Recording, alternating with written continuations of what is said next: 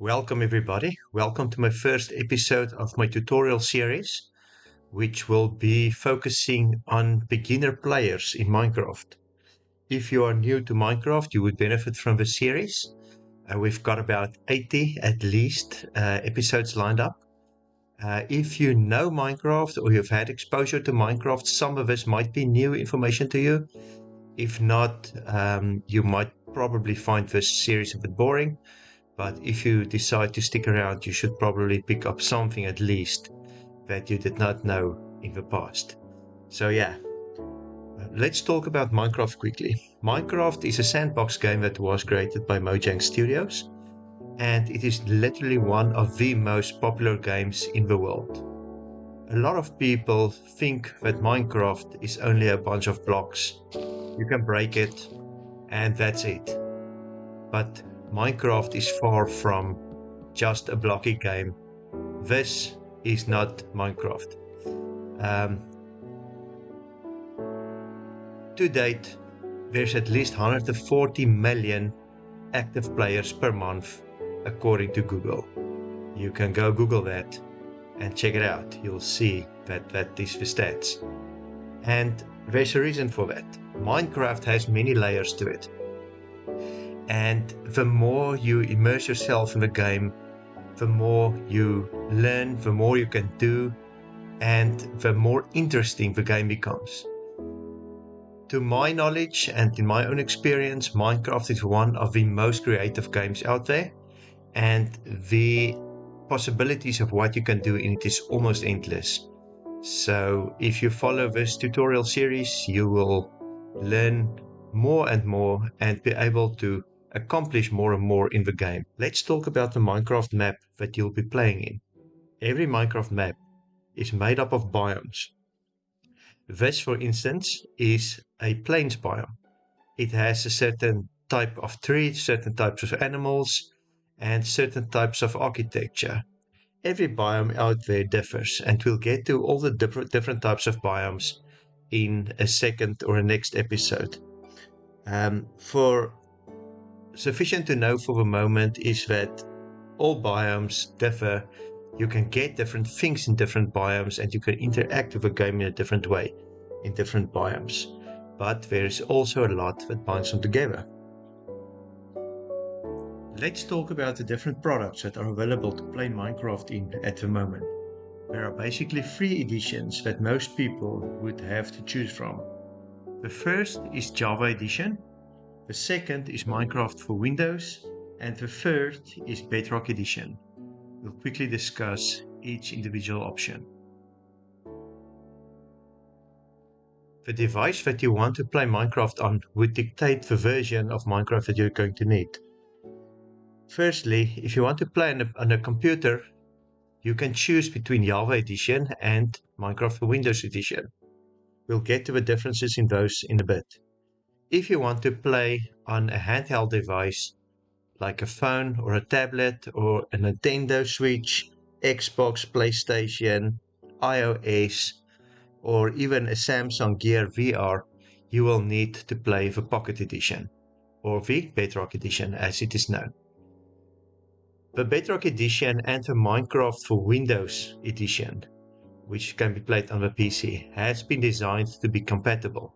So if you play in an online world, some other player might be playing on Nintendo, another player might be playing on Windows Mobile, another player might be on Xbox, but they'll be able to play together in the same map. Not so with Java Edition. Java Edition is only available on Windows, Linux, and Mac, and they are not compatible with Bedrock Edition or Minecraft for Windows. And the main reason for that is because Mojang is running them on different servers, and each server and the infrastructure has been written specifically to that game. For the purpose of these tutorials, we'll mostly be focusing on survival mode, although we will touch a lot on creative mode, which I will use a lot to just quickly show the different aspects of a game, and especially when we review blocks or mobs or animals or anything else that is available in the game. And also later on we will get to redstone, which is a completely different game mechanic, and we will utilize creative mode for that as well. At the moment I'm in creative mode as well, and I have access to all blocks, but in survival mode you have to mine everything that you need. So let's get on with it. Alright, let's talk about the 3 modes that you can access in the game. The first mode that we're going to look at is creative mode. After that would be survival mode, and after that would be spectator mode. Creative mode is the mode that I'm in at the moment. I don't get hungry, I don't need to eat, I don't need to sleep, no mobs or anything will attack me, and I have access to all blocks in the game. So if I open my inventory, you will see that all the blocks is automatically available to me. I can choose anything, I can choose as much of it as I want, and I can just access everything. So creative mode is a great mode if you want to quickly build something without worrying to go and gather everything in the world by hand, but it is the mode that you would get most often or most easily bored in if you play it too long, except if that is your goal. If you play in survival mode, for instance, you'll have to do all the work manually, get all your stuff and food and everything together, and also protect yourself from mobs or something that might want to attack you. And that is the main difference between creative mode and survival. To access creative mode, you would have to enter a command. So you go for / game mode, creative. And you just hit enter and you'll be in creative mode. For commands to be available, you have to have cheats enabled in your map if you're on a single player, or if you play in a community server or an online server, you have to have operator commands enabled to you. Next, let's take a look at survival. Same principle.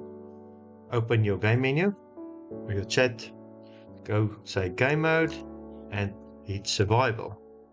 Immediately you'll see a few hearts and some drumsticks at the bottom of the screen. That means I'm in survival mode at the moment. If I encounter a hostile mob or fall into lava, like the lava over here, I would get hurt and I would burn, so like this. Immediately I burn, I need to get water so that I can put out the fire, or I have to wait for the fire to go out. If my hearts...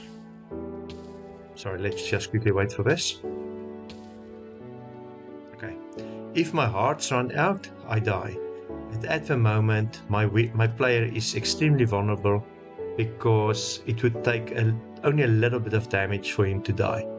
We'll get into that a bit later. So I have to get food, I have to protect myself. That is survival mode, and we'll take a closer look at that mode in later videos. Lastly, we have spectator mode, as already mentioned. To access that, again, go for your commands, game mode, and say spectator. Spectator mode is just the look around mode. It's not necessary to be in it, but it can be useful. You can fly around, you can take a look at anything, everywhere. Apologies, I forgot to mention that you can fly around in creative mode as well. But with spectator mode, you can fly through blocks, through the mountain. So if I go underneath this mountain, I can see below that there's caves. I can see where there's lava. I can see where there is open spaces that might be utilized for mining, etc. So that is the main difference between creative mode and spectator mode. And in spectator mode, you can't do anything. You can't utilize blocks. You can't build anything of any sort.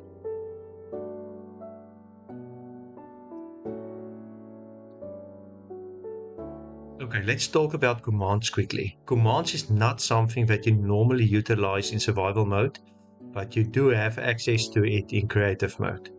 Commands allow you to change the weather. It allows you to change day to night and night to day. It even allows you to remove mobs if you really need to. Commands is not something that we'll go into in this tutorial, but you can easily do a Google search, Minecraft commands, and you'll get basically any command that you might want and use. The most useful one would be time set today, midnight, noon, or whatever. If the sun is going down, you don't have a bed to sleep in, you can just hit day and it would be set today. And you have daylight, obviously, to do your thing. Let's quickly look at menus. If you hit escape, you'll see options.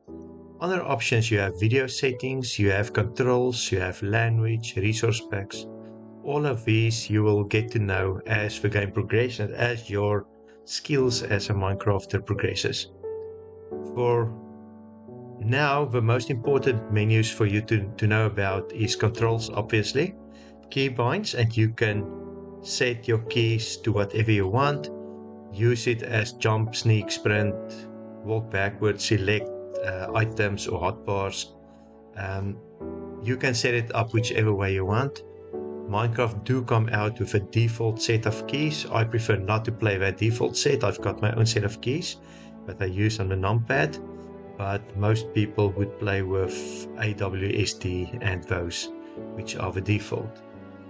Then, if your computer is not strong enough to render a long distance, you will have to take your render distance down to 7 or 8 or 6 chunks. We'll get to a chunk in a bit, but basically that means it's the distance that you can see in the game and that your computer's memory loads constantly.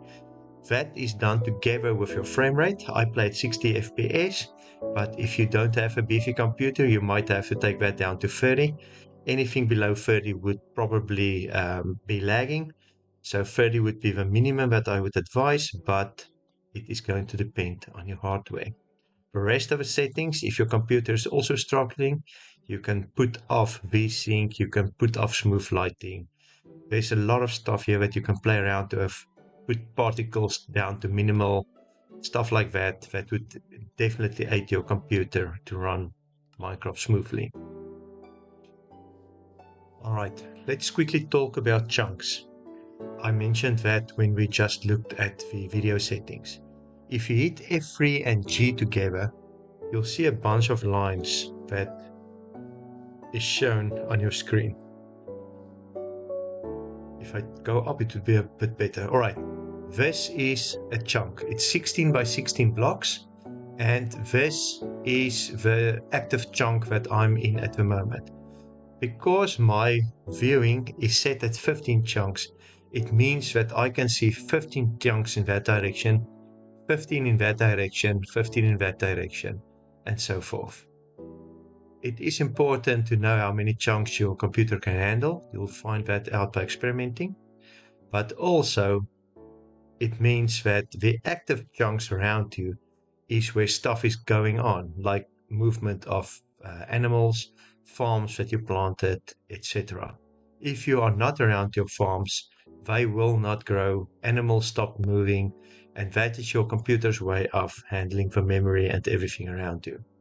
There is, however, one portion of your map that will always be active. It is called the world spawn.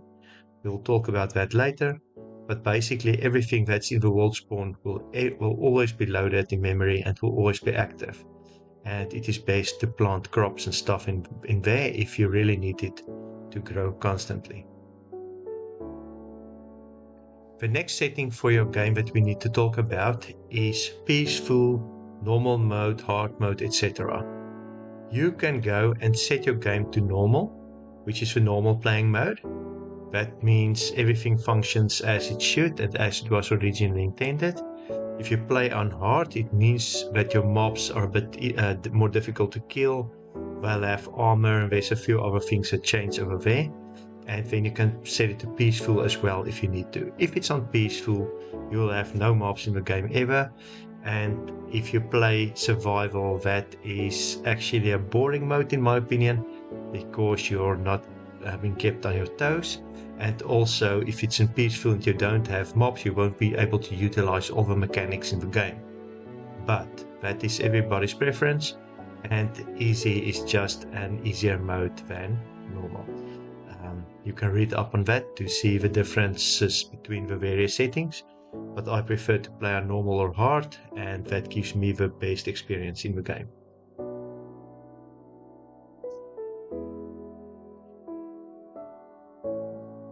Note to parents, if your child plays Minecraft and prefers to play in survival mode, but you don't like the mobs, turn the map to peaceful, and they will never be bothered by a mob.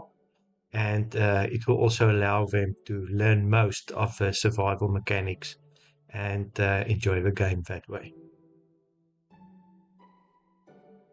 Let's talk about your options to play with other people quickly. There is a lot of community servers out there that you can play various types of Minecraft in. There's custom maps, there's normal maps, and you can basically access most of those in Minecraft. You go to multiplayer and you would have all your maps loaded here. If you don't have any maps, you just have to go to Google, just type in community Minecraft servers and you'll get hundreds. Decide which ones you want. If you don't know them, go into them, see how it is. If there's anybody rude to you, leave a server, get people that's like-minded and play with them. There's also private servers out there, like this one, which is written SMP. That is a server that I'm part of, and you can play with people on that private server. Only whitelisted players can access the server. That means only authorized members, and it is normally a safer environment to play in and enjoy the game. Okay guys, we have a few websites that we can take a look at that will aid you in your Minecraft worlds or even just in your user experience of the game itself. The first one that we are going to take a look at is Chunkbase. Chunkbase is a website that allows you to locate stuff in your Minecraft world. If you go to apps, you can see that you can locate the biome, and then you can locate structures and places in your game like slime chunks, villages, mansions, strongholds. All of these we'll talk about a bit later in other episodes after this in the series. But each of those has a specific structure with its own mobs, own mechanics, and stuff that you can find there that would be useful in the game. So all you're going to need is the seed of your map. Your seed is basically the algorithm with which your Minecraft world has been created. We'll get back to that later as well. So for instance, if you take a biome, you select your version of Minecraft, you put your seed in there, it is going to show your world over here. And if I zoom out, that is the entire world. Now for instance, you run one block at a time. This thing is, let's see, we are over at 12,000 over there and minus 12,000 over here, and all the way up north we are at minus 6,000 and we're at 8,000 positive on this side. So in essence, a map is quite big. If we were in one biome, it would have been like this one over there that we just ran around in. And I mean, this is the whole map, and that is only a portion of what we can see. You can scroll around. I mean, you can go to 40, 50, 60,000 blocks away. I've never been that far away from my original starting point. Normally, you tend to play within 10,000 blocks at least around your spawn point or your spawn area in your map. But more about that in later episodes. So in essence, you can use Chunkbase to locate biomes. If you need a specific biome, you need to go to a jungle biome, you can go to a jungle biome and go get a parrot or go get saplings from a jungle tree or whatever. You can see where your villages would be. That would look like this. All of those dots are villages. So you can just locate one of the villages with your pointer, and it will show you the X and Z coordinates below. If you push F3 in your game, you will see your coordinates, and you can just run to those coordinates. We'll get to that in a later episode as well. Similar to this, you can locate any other structure that your heart desires. So if you want to find a desert temple, you can go to desert temples, and it will show you all the desert temples in the map that's available. The next website that we need to take a look at is curseforge.com. They actually support a lot of games, but we'll go into Minecraft for the moment. And over on CurseForge, you can find a lot of mods. Everything here that you see is basically a mod that changes the game in some way, some form. But as mentioned previously, remember that your computer needs to be able to run the mods to be helpful. I've got one or two small mods that I can recommend that wouldn't take too much of your computer's CPU time, but we'll get to that again in a later episode. The last website that we're going to take a look at is minecraftskins.com. This is specific to Minecraft skins. You can open any skin that you like. Let's just pick something. Doesn't matter. And then you can change that skin by going to edit skin. It will give you a bunch of editing options, and you can just go for it. I mean, you can change any block to whatever color you want and change the skin in whichever way you desire. Once finished, you can just download it again, and once it's on your computer in downloads, you can upload that again to your Minecraft world so that your player would be updated. Alright, so that's everything for the websites that support your experience in Minecraft. It's not an extensive list. That was just a 3 or 4 that I know of that is most often used. There's still a bunch more out there. Do a Google search and see which you prefer, and if possible, use them all to support them. Now that the websites have been handled, let me put up a shader, and you guys can see the difference that makes.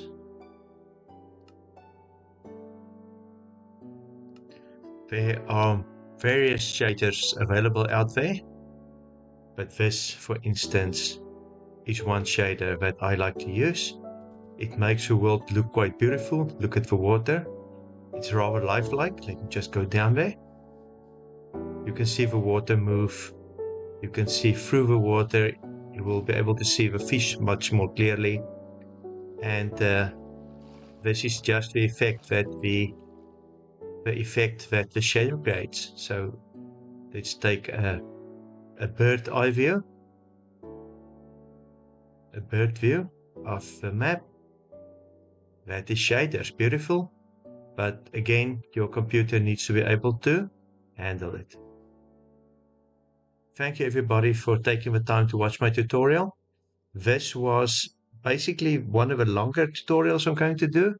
The 70 to 80 topics that I have after this one is going to be much shorter, and each is going to focus on a specific game mechanic, a specific mob, or something specific that I need to get out there. Please remember to subscribe, hit the bell button if you want to be notified about the next episodes that's coming up, and have a nice day wherever you might be. Bye bye.